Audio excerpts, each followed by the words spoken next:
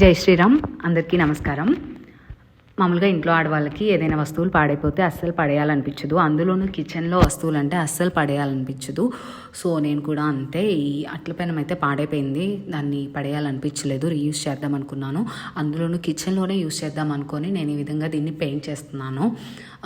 బేసిక్గా green colour paint వేసాను. First 2 layers వేసుకోవాలి. ఈ 2 లేయర్స్ డ్రై అయిపోయిన తర్వాత చక్కగా దీన్ని డెకరేట్ చేసుకుందాము.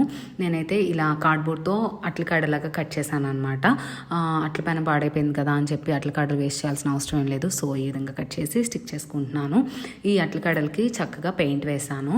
ఎల్లో, ఆరెంజ్ అండ్ రెడ్ కలర్తో మంచిగా షేడ్స్తో పెయింట్ వేసాను. తర్వాత దానిపైన బ్లాక్ కలర్తో సన్నటి బ్రష్ తీసుకొని ఈ విధంగా సన్నటి డిజైన్ వేసాను అనమాట. అమేజింగ్ ఉంది కదా, నాకైతే చాలా నచ్చింది ఈ డిజైన్. అండ్ అలాగే ఇవి చక్కగా దీనిపైన ఫెవికాల్తో స్టిక్ చేసుకోవాలి. స్టిక్ చేసుకున్న తర్వాత దీనిపైన మంచి కొటేషన్ రాయాలనుకున్నాను. ఏం కొటేషన్ రాయాలా అని ఆలోచిస్తా గూగుల్ చేశాను. గూగుల్ చేసే రాశాను, అబద్ధం చెప్పకూడదు. సో నేనైతే ఈ కొటేషన్ సెలెక్ట్ చేసుకున్నాను.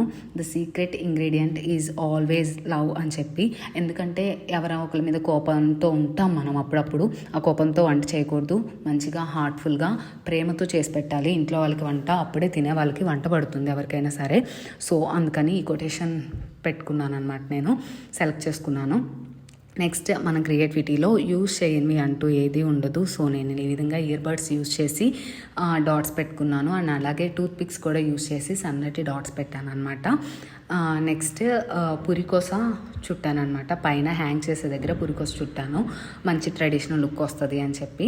ఫైనల్ అవుట్పుట్ అయితే ఇది. నాకైతే బాగా నచ్చింది, మీకు నచ్చింది అని ఆశిస్తున్నాను. మీ కమెంట్ని నాకు చెప్పండి, అలాగే మీ ఫ్రెండ్స్తో షేర్ చేసుకోండి. మన ఛానల్ని సబ్స్క్రైబ్ చేసుకొని వాళ్ళు తప్పకుండా సబ్స్క్రైబ్ చేసుకోండి. Thanks for watching. స్వామియే శరణమయ్యప్ప.